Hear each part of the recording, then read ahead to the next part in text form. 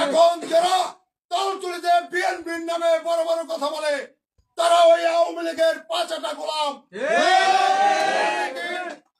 দিনের আলোতে বিএনপি করেছে, রাতের অন্ধকারে আওয়ামী লীগের সাথে ভাগ বাটোয়ারায় লিপ্ত হয়েছে। আজকে তারাই আবার এই 5 তারিখে খুনি হাসিনা পালিয়ে যাওয়ার পরে তারা একটি সংঘবদ্ধ চক্র, তারা ঐক্যবদ্ধ হয়েছে। আবার ওই যে পালিয়ে যাওয়া তালতলির স্বৈর শাসক স্বৈরাচার গোষ্ঠী, তাদের প্রেতাত্মারা, তাদের স্টাইলি ইতিমধ্যেই দেখেছেন 5 তারিখের পরে ছাত্রদল যুবদলের নেতাকর্মীদের উপরে আঘাত করা হয়েছে। আজকে আপনারা দেখেছেন আমাদের এখানে উপস্থিত আমাদের যশোরের সভাপতি তালতলি উপজেলা শাখা এবং উপজেলা বিএনপির সদস্য ইমরান হোসেন ফোরকান ভাই, তিনি আওয়ামী লীগ আমলে আন্দোলন সংগ্রাম করতে গিয়ে 2 বার কারাবরণ করেছে, 14 সালে এবং এই 24 সালে, তিনি 22 সালে তিনি কারাবরণ করেছেন। তার উপরে সন্ত্রাসী হামলা হয়েছে, বিচার হয়নি। আপনারা দেখেছেন আজও ওইসব আওয়ামী দালালরা, প্রেতাত্মারা রাস্তায় আওয়ামী লীগের লোক দিয়ে মিছিল করে আর বলে আওয়ামী লীগের দালালরা হুঁশিয়ার সাবধান। দালালদেরকে চিহ্নিত করতে হবে। তাদেরকে আমি স্পষ্ট, আমরা প্রতিহিংসা রাজনীতিতে বিশ্বাস করি না। আমরা বিশ্বাস করি শহীদ রাষ্ট্রপতি জিয়াউর রহমানের আদর্শে বিশ্বাস করি। পাশাপাশি আমরা তালতলির মানুষের ভালোবাসায় এবং মানুষের নির্ণয় সহযোগিতায় আমরা রাজনীতি করি। সেই মানুষের উপরে যদি এতদিন পর্যন্ত যে সন্ত্রাসী কর্মকাণ্ড করেছেন আমরা নীরবে সহ্য করেছি। আজকে আপনারা জোটবদ্ধ হয়েছেন, রাজনীতি করার অধিকার আপনাদের আছে, আর নেতৃত্বের প্রতিযোগিতা করার অধিকার আপনাদের আছে। আপনারা সঠিকভাবে সাংগঠনিকভাবে রাজনীতি করেন, আমরা আপনাদের সহযোগিতার হাত বাড়িয়ে দেব, আপনাদের পাশে থাকব। আর যদি আপনারা অন্যায়ভাবে আওয়ামী লীগের ওই দোসর সন্ত্রাসীদের মতো তালতলিতে নির্যাতন করতে চান, তালতলির মানুষকে আবার আপনারা তাদের সম্পদগুলো লুণ্ঠন করতে চান, দখল করতে চান, মানুষকে জিম্মি করতে চান, তাহলে কিন্তু তালতলির জনগণ আপনাদেরকে ছেড়ে দেবে না।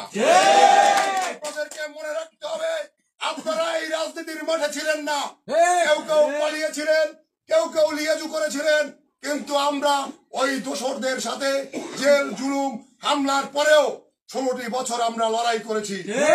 আমি আপনারা জানেন নির্বাচন করার কারণে আমাকে দল পানিশমেন্ট দিয়েছে।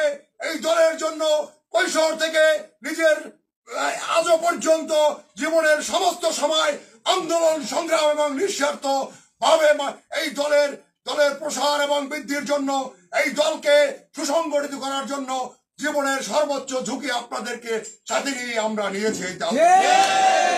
তালতলি নয়, আমরা তালতলি, বরগুনা, ঢাকা, বরিশাল সহ বিএনপির দুঃসময়ে সমস্ত প্রোগ্রাম আমরা নিজেরা পকেটে টাকা দিয়ে, রক্ত দিয়ে, ঘাম দিয়ে এই সারা বাংলাদেশে বিএনপিকে, এই তালতলির মর্যাদাকে আমরা সমুন্নত রেখেছি।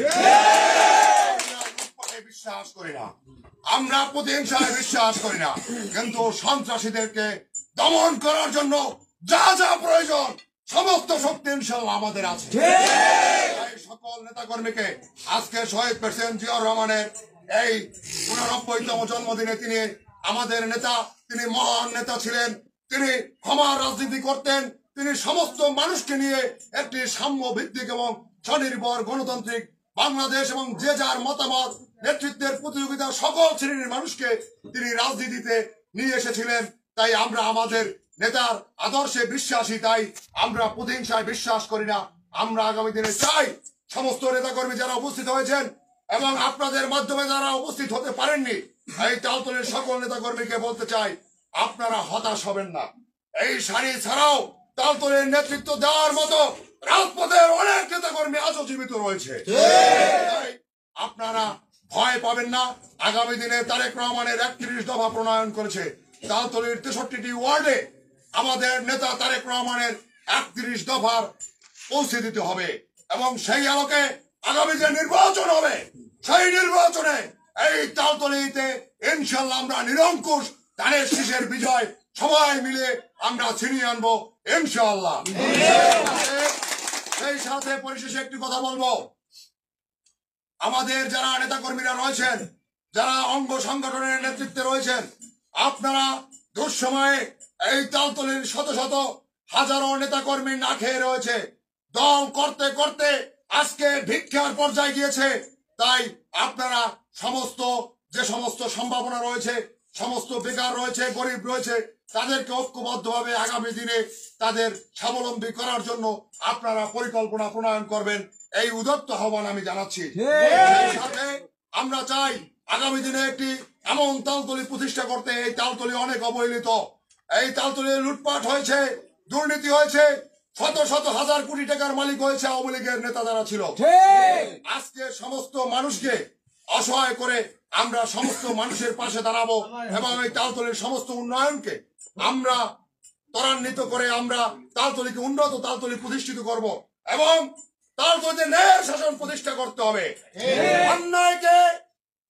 অন্যায়কে প্রতিরোধ করে চলতে হবে এবং আমি বিশ্বাস করি আপনারা ঐক্যবদ্ধ থাকলে কোন স্বৈর শক্তি আপনাদেরকে পরাজিত করতে পারবে না এবং আমাদের বিজয় অচিরে ইনশাআল্লাহ দান করবে, এই আশাবাদ ব্যক্ত রেখে এবং দেশনেত্রী বেগম খালেদা জিয়ার সুস্থতা কামনায় সকলের কাছে দোয়া চেয়ে এবং আগামী রাষ্ট্রনায়ক তারেক রহমান বীরের বেশে তিনি বাংলাদেশে আসবেন, তার নেতৃত্বে তিনি ইতিমধ্যেই ঘোষণা করেছেন মিছিলের শেষ লাইনের ছেলেটিকেও মূল্যায়ন করা হবে। তাই কোন নেতা কর্মীকে হতাশ না হয় তারেক রহমানের আগামী দিনের বেটার বাংলাদেশ বিনির্মাণের জন্য সবাইকে আরো ত্যাগ স্বীকার করতে হবে, আরো ভূমিকা রাখতে হবে এবং মানুষকে সাথে নিয়ে আমরা আগামী দিনে আমাদের সকল বিজয়কে আমরা ছিনিয়ে আনবো, এই আশাবাদ ব্যক্ত রেখে আমার বক্তব্য এখানে শেষ করছে।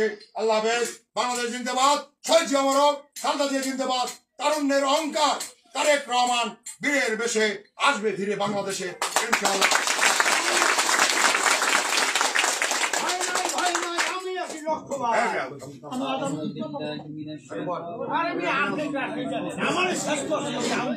আমার